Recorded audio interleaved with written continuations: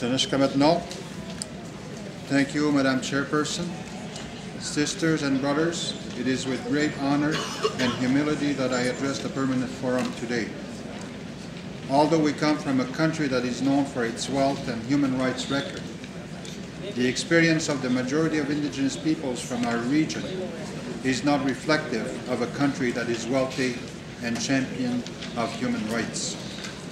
This was revealed when the UN Human Rights Committee, in its 1999 report following the investigation on the Aboriginal peoples living in Canada, stated, and I quote, "The Aboriginal people's situation remains the most pressing problem facing Canadians," end of quote. 10 years later, very little has changed. Our peoples have lived through 500 years of colonialism, which has seen a variety of tactics used to extinguish the Indigenous peoples. We have survived proclamations that placed bounty on the heads of our peoples.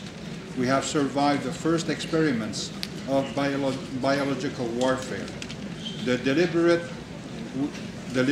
spreading of disease. We have survived the removal of our children to residential schools for the specific purpose of destroying the Indigenous person and spirit.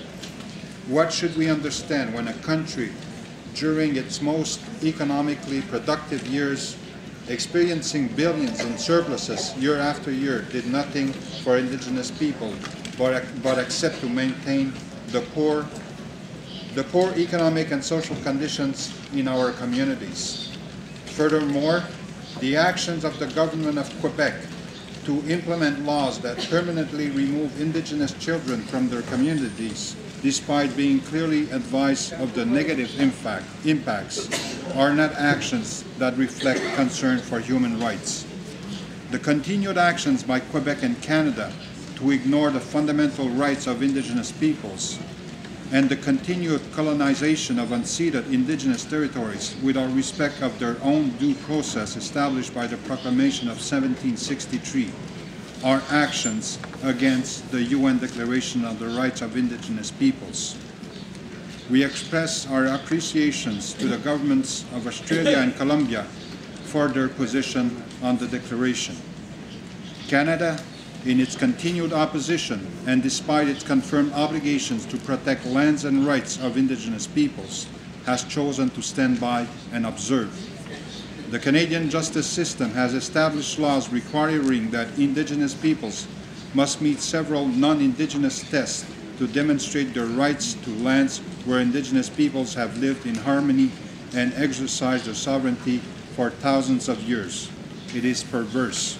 A justice system that continues to display a total lack of concern for the murder and disappearance of over 500 Aboriginal women is a serious concern.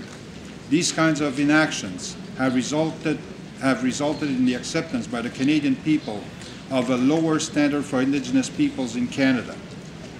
In conclusion, we do not want to assimilate and eventually be extinguished. We want our children 7 generations from now to be proud members of our respective nations. We wish nothing more than to live in harmony with our non-Indigenous sisters and brothers, and to be a complete and equal part of humanity. For these reasons, I make the following recommendations.